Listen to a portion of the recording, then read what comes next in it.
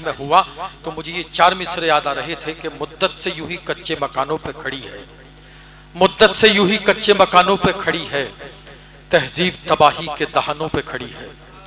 मुद्दत से यूं ही कच्चे मकानों पे खड़ी है, तहजीब तबाही के दहानों पे खड़ी है।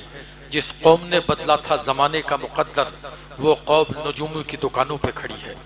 बहुत शुक्रिया याह्या हयात साहब, आपने बहुत खूबसूरत, उम्दा और मयारी कलाम से नवाजा।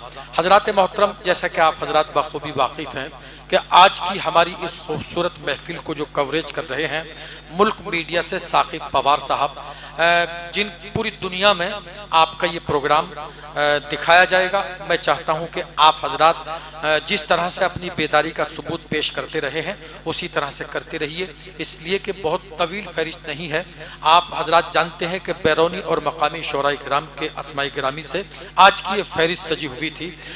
इसमें मेहमान शायर जो हैं, जैसा कि आप जानते हैं कि पूरे मुल्क का वो अजीम शायर कि जिसने पूरी दुनिया में, मैं अगर ये कहूँ कि आपके अपने दयार का नाम उसने हिंदुस्तान में रोशन किया है तो ये जुमला छोटा होगा, बल्कि हिंदुस्तान का नाम पूरी दुनिया में रोशन किया जनाब वारिस वारसी साहब। और आज के हमारे मुशायरे की जो सदारत फरमा रहे हैं बहुत ही अजीम शख्सियत जनाब दोस्तों हाफिज वसीम जहांगीराबादी, और जो मकामी शुहरा हैं हमारे बड़े मोतबर नाम जिनमें कारी फजलुर रहमान अंजुम साहब का नाम है, जो आज के हमारे इस मुशायरे के मेहमान ज़ी वक़ार भी हैं, और आज के मुशारक कन्वीनर जनाब बलीग हापुड़ी साहब का नाम है।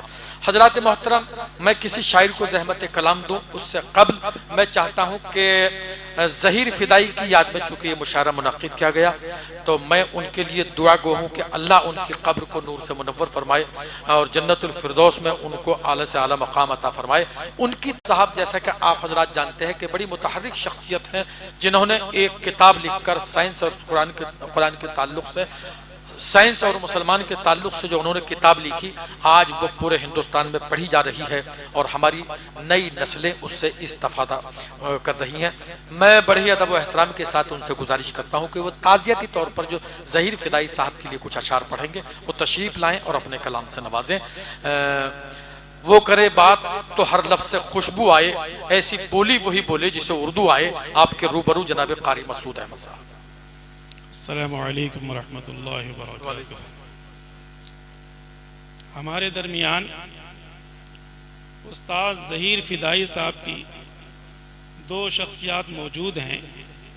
ये कहिएगा कि उनके 2 फ़र्जंद यहाँ मजलिस में मौजूद हैं, जो एक जिस्मानी फ़र्जंद है उनके और एक रूहानी। बेशक उस्ताद ज़हीर फ़िदाई साहब एक काबिल शख्सियत थे और उनकी काबिलियत बारहा हम बलीग भाई की ज़ुबानी सुनते रहते हैं और जो उनके बारे में आप फरमाते रहते हैं, उनके कलिमात, उनके आदाब, उनके अशार, उनके किरदार, वो बहुत खुसूसियात के हामिल थे। तो ये क्योंकि मजलिस हमारी उनकी याद में हो रही है और ये मजलिस हम जो बुज़ुर्गों को याद करते हैं उसका मकसद ये होता है कि हमको उनको सवाब पहुंचाना है और उनकी ज़िंदगी से हमको कुछ सबक लेना है और उनकी ज़िंदगी से हमें कुछ हासिल करना है। वो ऐसे शख्सियात में से थे जिनको हम बारहा याद करते रहते हैं। बेशक। और उनके ताल्लुक़ से हमें 2 शेर याद आते हैं। गर ममनू था हमसे गुनहगारों का ले चलना। क्या कहने, वाह। गर ममनू था हमसे गुनहगारों का ले चलना, तो बख्श वाले ने था कुछ कह सुन के रहमा से। क्या कहने, वाह। तो बख्श वाले ना था कुछ कह सुन के रहमा से। क्या कहने, वाह। ममनू था हमसे गुनहगारों का ले चलना, तो बख्श वाले ना था कुछ कह सुन के रहमा से।